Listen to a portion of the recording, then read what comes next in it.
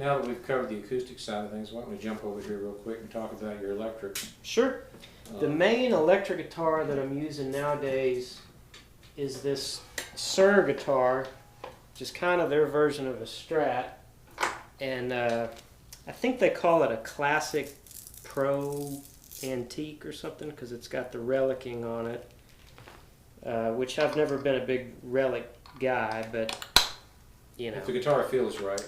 It's, you know, now that I've had a couple of guitars with that on it, I actually kind of like it. I like that it feels broken in. And this one's been great because it's real stable. It's got the locking tuners on it. It's got stainless steel frets on it, which is great when you're playing a long gig and your hands get sweaty. Right. Your frets don't get sticky and slow you down because they're stainless steel.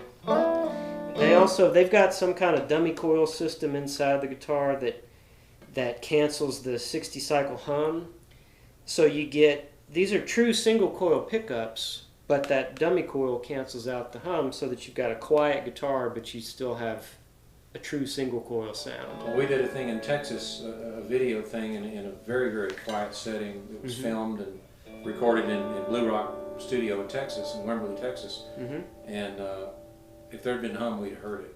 Oh yeah. Because it was really, really quiet. Right. Very small crowd for the film thing. And so,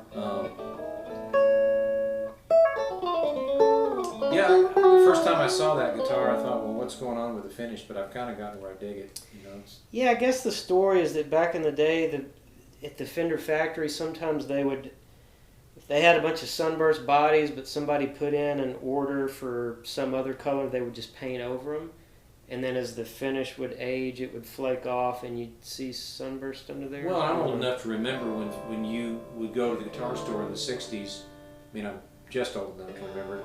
And a lot of people ordered a custom color guitar, you know, Fiesta Red or whatever.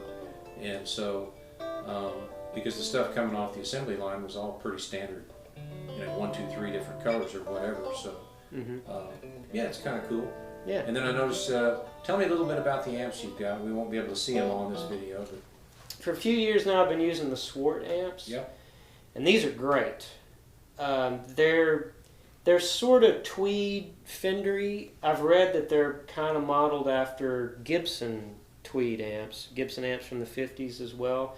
They don't have that typical blackface Fender scooped mid-range sound. They've got a pretty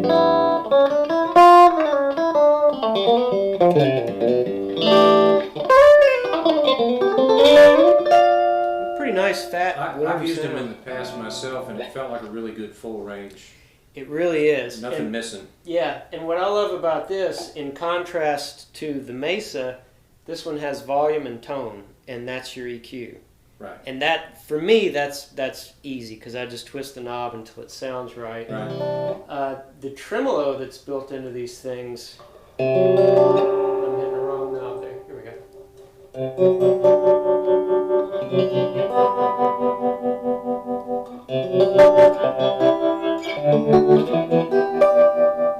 Really nice. And the reverb, which you can hear, a little bit of this reverb goes a long way because it's not even halfway Space up. tone. It is definitely the space tone. Cool. Yeah. All right. What else we got over there? You can just hold them up and show it. Sure. Well, not the amps, but you got. So you got. I see 1, 2, 3, 4, 2 or 3 Swart amps and cabs. Got a few Swarts and a few Fenders. That's kind of what I've been leaning on last few years. You got a deluxe. You got a Princeton. You got another deluxe. Yeah. You know, you never know what you're going to need for a gig. You know, it kind of depends on the band. Right. And also the room, the size of the room. You know, for a lot of smaller singer-songwriter type gigs where I'm functioning as a sideman, I'll usually take a Strat and a Princeton reverb, a small amp, and a small pedal board. If there's a bass player and a drummer, I'll use the deluxe. The Swarts tend to be, even though this one is only rated at 5 watts, it is a loud 5 watts. So that really just kind of depends on what the gig is and what the room is. This guitar, this is an old Paul Reed Smith hollow body from, I think it's a 2002. And I've been using this for a lot of stuff. It's great for jazz gigs. It's actually great for rock band and cover band kind of stuff. covers a lot of ground, and even though it's hollow, it doesn't really feed back too much. It's got, I guess there's a sound post in there that connects the top and the back to cut down on the feedback. Seems like too that as opposed to a larger like 335 style, there's not quite as much real estate to vibrate there because your problem's a little more compressed. Right, but it is fully hollow, so it's nice and light, Yeah. which I really like, especially as I get older. Yeah. On a long gig, it's where you really feel it in your left shoulder, a heavy guitar. So this has been great, and then now this Tele here, this is the one I'm most familiar with. That seems like you've used it the longest. That's true. This guitar, this is the first guitar that I ever bought for myself. I bought this when I was 14, and my parents had bought me a guitar the year before that was like a Kramer Strat copy. And this was the first one that I ever just went out and bought on my own. And it's an 83 American-made Tele. It's had a lot of different pickups in it.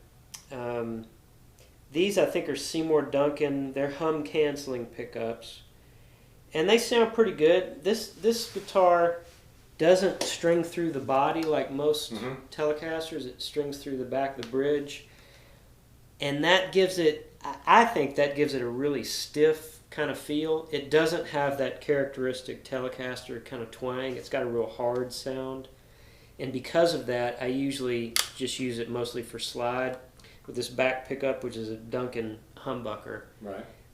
It's a great pickup for slide, and that's mostly what I'm using this thing for nowadays. But this is one of those things that I've had it for as long as I've been playing. I've had it my whole life, and so I just pick it up, and it's like my hand just kind of knows where everything is on this guitar.